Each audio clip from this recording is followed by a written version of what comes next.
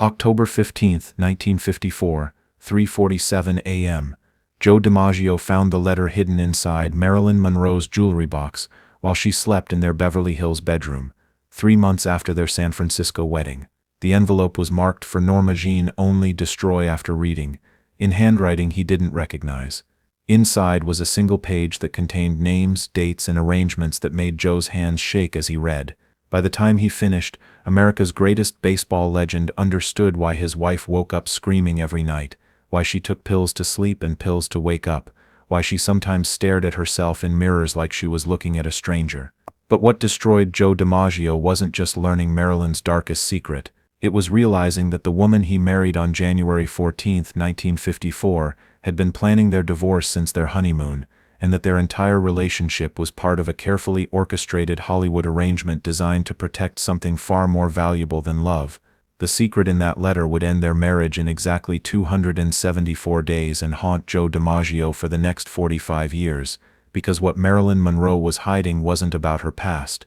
It was about a present so dangerous that even dying seemed preferable to the truth being exposed. What made Joe's discovery so devastating wasn't just the content of the letter, it was the handwriting. He recognized it immediately, because he had seen it on baseball contracts, endorsement deals, and business arrangements for over a decade. The letter was written by Frank Scott, Joe's own agent, the man who had introduced him to Marilyn, who had encouraged their relationship, who had been present at their wedding as Joe's best man. To understand how Joe DiMaggio became an unknowing participant in the most elaborate cover-up in Hollywood history, you need to understand what was really happening in 1953 when America's most famous bachelor met America's most desired actress. It wasn't a fairy tale romance. It wasn't even a coincidence. It was a business transaction designed to protect a secret so explosive that 3 studios, 2 government agencies, and the Catholic Church had joined forces to bury it forever. The secret started with a name that never appeared in any Hollywood biography: Patricia Ann Morrison. Not Marilyn Monroe, not Norma Jean Baker, but the identity that had been completely erased from official records in 1947, when a 21-year-old girl signed the most devastating contract in entertainment history.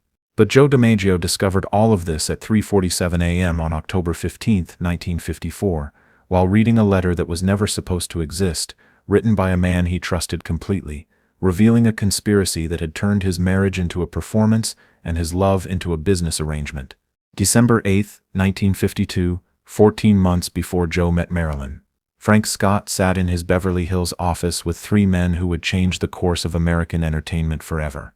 Darryl Zanuck from 20th Century Fox, Cardinal James McIntyre from the Los Angeles Archdiocese, and FBI Assistant Director Clyde Tolson, representing what he called federal interests. The problem, Zanuck explained to Scott, isn't just Marilyn Monroe's career, it's what happens if the truth about Patricia Morrison comes out. 3 careers are destroyed, 2 studios face bankruptcy, and the Catholic Church confronts the biggest scandal since the Reformation. Scott studied the documents they had brought him: birth certificates, medical records, contract amendments, and photographs that could never be made public. What exactly are you asking me to do? We need Marilyn married to someone whose reputation is unquestionable, Cardinal McIntyre replied. Someone so respected, so morally spotless, that his presence eliminates any possibility of scandal. If Marilyn Monroe is married to Joe DiMaggio, no one will investigate her past because no one will believe America's most honored athlete would marry someone with secrets. You want me to arrange a marriage? Scott asked. We want you to arrange a solution, Tolson said. Marilyn gets stability and protection. Joe gets the most beautiful woman in America. Everyone wins, as long as certain information never becomes public. Scott looked at the photographs again, understanding finally why these 3 powerful men were sitting in his office. How long does the marriage need to last? Long enough to permanently bury Patricia Morrison, Zanuck replied. Long enough that even if the marriage ends, no one will question what happened before it began. January 14, 1954, Joe and Marilyn's wedding day at San Francisco City Hall. What the 500 reporters and photographers covering the event didn't know was that they were documenting the final phase of a cover-up that had been planned for over a year. Frank Scott stood beside Joe as his best man, knowing that his client was about to become an unwitting participant in Hollywood's most elaborate deception. Marilyn arrived in her chocolate brown suit, but Scott noticed something that would have been invisible to everyone else. She kept checking her watch, not because she was nervous about the ceremony, but because she was calculating how long she needed to maintain the performance. The ceremony lasted 9 minutes. Judge Charles Perry performed the service while flashbulbs exploded and reporters shouted questions. But what should have been the happiest moment in Joe's life was actually the completion of a business arrangement he knew nothing about. "I do," Marilyn whispered in that famous breathy voice. But Scott knew she wasn't promising to love Joe DiMaggio. She was confirming her commitment to protecting the secret that could destroy Hollywood. As they were escorted through the back exit to avoid the mob, Marilyn caught Scott's eye and nodded slightly. The signal meant that phase 1 of the arrangement was complete. Now came the harder part, making Joe DiMaggio believe his marriage was real, while slowly preparing him for its inevitable end. March 15, 1954, 2 months after the wedding, Joe began noticing changes in Marilyn that disturbed him more than her fame or her pills or her nightmares. She had started keeping a diary, writing in it every night before bed, always locking it in her jewelry box when she finished. "What do you write about?" Joe asked one evening as he watched her hunched over the leather-bound book. "Just thoughts," Marilyn replied without looking up. "Things I don't want to forget." But Joe could see her writing was frantic, desperate, like she was recording information rather than personal reflections. Sometimes she would stop mid-sentence, stare at the wall for several minutes, then continue writing with increased urgency. What Joe didn't know was that Marilyn's diary wasn't about preserving memories. It was about documenting evidence, creating a record of the arrangement in case the conspiracy collapsed and she needed proof of her cooperation. Every entry was addressed to Patricia, the identity she had been forced to abandon 7 years earlier. "Patricia," she would write, "today I played the role of loving wife. Joe still doesn't suspect that our marriage was arranged. I'm supposed to maintain this performance for 8 more months, then file for divorce citing incompatibility. Frank Scott will help Joe understand that Hollywood marriages don't work. Everyone will feel sorry for him, and no one will investigate why we really separated." But Marilyn was making a critical error that would eventually destroy the entire conspiracy. She was falling in love with the man she was supposed to be deceiving. June 20, 1954, 6 months after the wedding. Joe's first serious doubts about his marriage began during what should have been a routine dinner with Frank Scott. They were at Toots Shor's restaurant in New York, discussing Joe's endorsement deals, when Scott made a comment that stopped Joe cold. "The marriage is working perfectly," Scott said, reviewing some contracts. "Better than we projected." "What do you mean, better than we projected?" Joe asked. Scott realized his mistake immediately. "I just meant that married Joe DiMaggio is even more marketable than bachelor Joe DiMaggio. The endorsement offers have tripled since January." But Joe caught the slip. "We projected." "Who's we, Frank?" "The agency," Scott replied quickly. "We always project how personal changes will affect client marketability." Joe didn't pursue it further, but Scott's phrase echoed in his mind for weeks, "better than we projected." Like their marriage was an experiment being monitored by people who had expected specific results. That night Joe began paying attention to things he had previously ignored. The way Scott always seemed to know Marilyn's schedule before Joe did. The way certain reporters asked questions that suggested inside knowledge of their relationship. The way Marilyn sometimes answered the phone with Patricia speaking, before catching herself and switching to her famous breathy voice. By September 1954, Joe DiMaggio was actively investigating his own marriage. September 15, 1954, the night that changed everything. The filming of the subway grate scene for the 7-year itch was supposed to be the turning point in the conspiracy. According to the arrangement, Joe would be so humiliated by watching Marilyn's dress blow up in front of 5,000 screaming men that he would file for divorce within weeks, right on schedule. Frank Scott had arranged for Joe to arrive at the shoot, knowing that seeing his wife displayed like a piece of merchandise would trigger the jealousy and disgust necessary to end the marriage. Billy Wilder had been briefed on the importance of making the scene as provocative as possible. Joe arrived at 2 a.m. as planned. He watched Marilyn position herself over the subway grate. He heard Wilder call action. He saw the air blow her white dress up around her waist while 5,000 men cheered and photographers captured every angle. But Joe's reaction wasn't what Scott had predicted. Instead of jealousy or disgust, Joe felt something else entirely: recognition. As he watched Marilyn perform that scene, forcing herself to smile while being displayed for the entertainment of strangers, Joe understood that his wife wasn't enjoying the attention. She was enduring it. Her smile was identical to the smile she wore during their private dinners when she thought he wasn't looking. It was the expression of someone performing even when she didn't want to be on stage. For the first time, Joe realized that Marilyn Monroe might be as much of a prisoner as she was a star. After the shoot, instead of confronting Marilyn about her public display, Joe held her while she cried in their hotel room. "I hate it," she whispered against his shoulder. "I hate all of it, but I can't stop. There's too much at stake." "Too much what at stake?" Joe asked. But Marilyn had said too much already. She pulled away, wiped her tears, and became Marilyn Monroe again. "Nothing. I'm just tired." That was the moment Joe DiMaggio decided to discover the truth about his wife, his marriage, and the arrangements that seemed to control both of their lives. October 15, 1954, 3:47 a.m. Joe's investigation led him to Marilyn's jewelry box and the letter that revealed everything. But what he discovered was so much worse than adultery or financial deception. The letter, written in Frank Scott's handwriting, was addressed to Patricia Ann Morrison and dated September 30, 1954, 2 weeks after the subway scene. Patricia, the subway incident was supposed to trigger the divorce, but Joe's reaction was unexpected. He's becoming protective instead of jealous. This complicates the timeline.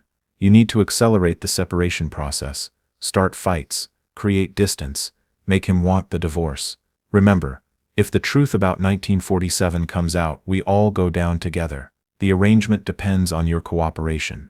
Joe read the letter 3 times before the full implications sank in. His marriage was a business arrangement. His wife's name wasn't Marilyn Monroe or even Norma Jean Baker. Someone named Patricia Morrison had been buried so completely that even Marilyn seemed to have forgotten she had ever existed. But the most devastating revelation wasn't about deception. It was about timing. The letter was dated September 30th, 2 weeks after the subway scene, which meant Marilyn had been instructed to end their marriage after Joe had shown her unexpected compassion. Joe continued searching through Marilyn's belongings. In the back of her diary, he found photocopies of documents that revealed the scope of the conspiracy, birth certificates with different names, medical records that had been altered, contract amendments that referenced Patricia Morrison's cooperation, and photographs of Marilyn with men Joe didn't recognize, all dated before their marriage. The final document was a timeline written in Marilyn's handwriting. January 14, 1954. Marriage to Joe, Phase 1 complete. June 1954. Establish normal relationship pattern. September 1954. Create separation incident, subway scene. November 1954. January 1955. Patricia Morrison officially declared deceased. Joe DiMaggio sat in his bedroom at 4:23 a.m., holding evidence that his marriage was a performance scheduled to end in exactly 6 weeks, designed to bury an identity so completely that it would be legally declared dead. But Joe made a decision that would destroy the entire conspiracy. Instead of confronting Marilyn immediately, he decided to discover who Patricia Morrison was and why her existence threatened Hollywood's most powerful men. October 16, 1954, the next morning, Joe began his own investigation, using contacts from his baseball career to access records that Frank Scott assumed would remain buried forever. What he discovered would explain everything about Marilyn's nightmares, her pills, her desperate diary entries, and her willingness to marry a man she barely knew. Patricia Ann Morrison had been born in Los Angeles in 1926 to a family connected to the Catholic Church. At age 16, she had been recruited for what was presented as a modeling contract but was actually something far more sinister. The photographs Joe found showed Patricia at 17, 18, and 19, but they weren't publicity photos or screen tests. They were documentation of what would now be called human trafficking, evidence of a system that recruited vulnerable young women for private parties attended by studio executives, government officials, and church leaders. Patricia Morrison hadn't volunteered to become Marilyn Monroe. She had been selected, conditioned, and transformed because she had witnessed things that could destroy careers and governments. The final piece of evidence was a medical report from 1947 detailing surgical procedures performed on Patricia Morrison, facial reconstruction, voice modification, and psychological conditioning designed to create a new identity so complete that the original person would cease to exist. Marilyn Monroe wasn't just a stage name or a persona. She was a completely constructed identity created to replace someone who knew too much to be allowed to continue existing. Joe DiMaggio realized that he hadn't married an actress. He had married a witness to crimes so serious that an entire industry had collaborated to erase her identity and replace it with someone controllable. November 1st, 1954, 2 weeks before the scheduled divorce, Joe made a decision that would change both of their lives forever. Instead of exposing the conspiracy, he would try to save the woman behind it. "Marilyn," he said during dinner at their Beverly Hills home, "I know about Patricia Morrison." Marilyn dropped her fork, her face going completely white. "I don't know what you're talking about." Joe pulled out copies of the documents he had found. "I know about the arrangement. I know about Frank Scott. I know about the timeline for our divorce. And I know that Patricia Morrison was a real person who was erased so completely that even you sometimes forget she existed." Marilyn stared at the evidence for several minutes, her hands shaking. When she finally looked up, her famous breathy voice was gone, replaced by something harder and more desperate. "If you know, then you understand why you have to let me go," she said. "If I don't divorce you on schedule, if I don't maintain the arrangement, they'll destroy both of us. You don't understand how powerful these people are or what they're capable of." "Then help me understand," Joe said. "Tell me what happened to Patricia Morrison." For the next 4 hours, Marilyn told Joe the truth about Hollywood's darkest secret. She described a system that went beyond studio contracts and publicity arrangements, a network that recruited vulnerable young women for private parties where compromising material was created and used to control powerful men. Patricia Morrison had been 19 when she witnessed something at one of these parties that made her a liability. Rather than eliminate her, the network had done something more creative. They had transformed her into someone else entirely, someone whose survival depended on maintaining a performance and never revealing what she had seen. "Marilyn Monroe exists to protect Patricia Morrison's secrets," she explained. "But Patricia exists to protect something even bigger. If the truth comes out, it doesn't just destroy me. It destroys senators, judges, studio heads, church leaders. The arrangement with you was supposed to be the final step in burying Patricia forever." "What was supposed to happen after our divorce?" Joe asked. "Patricia Morrison was going to be declared legally dead," Marilyn replied. "An administrative error, a lost person with no family to ask questions. Once that happened, even I wouldn't have been able to prove she ever existed." Joe DiMaggio understood finally why his wife took pills to sleep and pills to wake up, why she kept a diary addressed to someone else, why she sometimes looked in mirrors like she was searching for someone who was no longer there. "We're not getting divorced," Joe said. "I don't care what they arranged or what they threaten. You're not Patricia Morrison, and you're not Marilyn Monroe. You're my wife, and I'm going to protect you." But Marilyn shook her head. "You can't protect me from something this big. The only way to survive is to follow the plan. Divorce me, Joe. Let me finish the performance. It's the only way either of us stays alive." December 1st, 1954, 1 month after Joe's discovery, the pressure to end their marriage intensified beyond anything Joe had experienced, even during his most difficult seasons in baseball. Frank Scott called daily, suggesting that married life wasn't good for Joe's psychological health. Studio executives hinted that Marilyn's career would suffer if she remained married to someone outside the entertainment industry. But the most disturbing pressure came from sources Joe had never expected. Federal agents began appearing at his business meetings, asking casual questions about his domestic arrangements. Catholic Church officials contacted Joe's family members, suggesting that his marriage might not be spiritually compatible. Anonymous phone calls warned him about getting involved in situations beyond his understanding.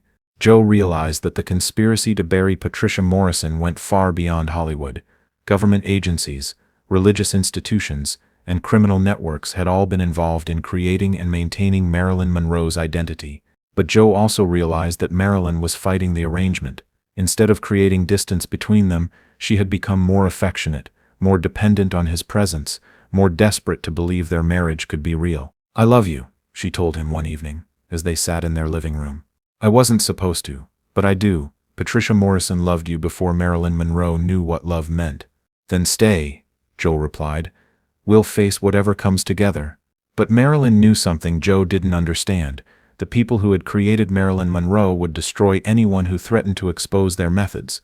December 27, 1954, exactly 274 days after their wedding, Marilyn Monroe filed for divorce from Joe DiMaggio, citing mental cruelty and incompatible careers. The press reported it as a Hollywood tragedy, the baseball hero and the movie star whose love couldn't survive her fame. But the real reason for the divorce was delivered to Joe in a manila envelope the morning Marilyn left their Beverly Hills home.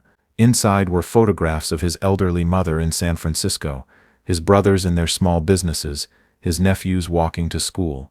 No words were necessary. The message was clear. Patricia Morrison's secrets were more valuable than Joe DiMaggio's family's safety. Joe let Marilyn go, not because he stopped loving her, but because he understood that some fights are too dangerous to win. The divorce proceedings lasted exactly 1 day. Marilyn testified that Joe was possessive and controlling, that he didn't understand the demands of her career, that their marriage was a mistake born of publicity rather than genuine compatibility. Joe didn't contest any of it. He sat in the courthouse watching the woman he loved perform one final scene for an audience of reporters and photographers. When it was over, Marilyn Monroe was free to continue her career, and Patricia Morrison was one step closer to complete extinction. But Joe DiMaggio made a decision that would haunt him for the next 45 years. He would never stop protecting the woman he married, even if she could never acknowledge that protection. January 1955 to August 1962. The next 7.5 years proved that ending their marriage hadn't ended Joe's involvement in Marilyn's life. Every time she faced a crisis, Joe appeared. When Arthur Miller divorced her, Joe was there. When she overdosed on sleeping pills, Joe paid for private medical care. When she called in the middle of the night, terrified and incoherent, Joe talked her back to reality. And through all of it, Joe continued investigating the network that had created and controlled Marilyn Monroe. He discovered similar arrangements involving other actresses, other constructed identities, other women who had been transformed to protect powerful men's secrets. But Joe also learned that Patricia Morrison hadn't been the only victim. She had been chosen specifically because she resembled several other missing women, creating a single identity that could account for multiple disappearances. August 5, 1962. Marilyn Monroe was found dead in her Brentwood bedroom at age 36. The official cause was ruled probable suicide by overdose of barbiturates. But Joe DiMaggio knew the truth. Patricia Morrison had finally been declared legally dead 7 years behind schedule. Joe took control of Marilyn's funeral, excluding every Hollywood figure who tried to attend. No studio executives, no agents, no co-stars. The funeral was limited to 31 people, none of whom had known about Patricia Morrison. Joe stood over the casket and whispered, "I know who you really were, I know what they did to you, and I promise they'll never erase you completely." For the next 20 years, Joe arranged for roses to be delivered to Marilyn's crypt 3 times a week. Red roses with a card that read, "Patricia, that's your secret is safe." The florist had instructions never to reveal who was sending the flowers until after Joe's death. March 8, 1999. Joe DiMaggio died at age 84, taking with him the most explosive secret in Hollywood history. His final words were not about baseball or fame or regret. They were about a promise he had kept for 45 years. "Patricia's story dies with me." The roses stopped coming after Joe's death. The documents he had collected were sealed in a vault with instructions that they remain unopened for 50 years. The conspiracy that created Marilyn Monroe and destroyed Patricia Morrison remained buried. But Joe DiMaggio's greatest act wasn't playing baseball or loving Marilyn Monroe. It was choosing to protect a secret that could have destroyed Hollywood, even though that secret had cost him the only woman he ever truly loved. October 15, 1954, 3:47 a.m., Joe DiMaggio discovered that his marriage was an arrangement, his wife was a construction, and his love was part of a conspiracy. He could have exposed everything, destroyed everyone involved, and claimed justice for Patricia Morrison. Instead, he chose love over revenge, protection over exposure, and spent 45 years guarding a secret that would have changed Hollywood forever. The marriage lasted exactly 274 days, but Joe DiMaggio's promise lasted the rest of his life. Patricia Morrison's story would remain buried, and Marilyn Monroe's legend would endure, because sometimes the greatest love requires the ultimate sacrifice. If this incredible story of love, sacrifice, and Hollywood's darkest secret moved you, hit that subscribe button. We're revealing the hidden truths behind America's most famous legends. Drop a like if you think Joe's choice was heroic, and in the comments, Do you believe some secrets should stay buried forever? Turn those notifications on, because next week we're uncovering another story of love and conspiracy that shaped American entertainment history. Remember, behind every legend is a truth too dangerous to tell, and sometimes the people we love most are the ones whose stories we can never share.